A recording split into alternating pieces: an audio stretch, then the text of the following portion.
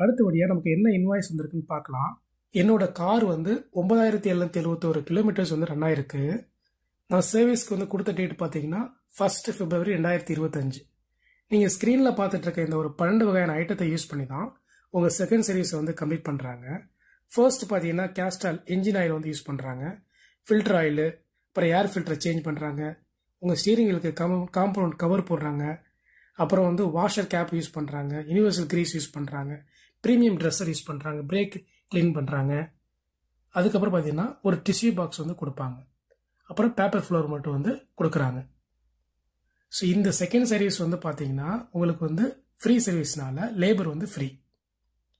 So overall amount வந்து பார்த்தீங்கன்னா எவ்வளோ வருதுன்றது நம்ம ஸ்க்ரீனில் பார்க்கலாம். இப்போ எனக்கு காருக்கு வந்து 3272. இது இன்க்ளூசிவ் ஆஃப் சிஜிஎஸ்டி, எஸ்ஜிஎஸ்டி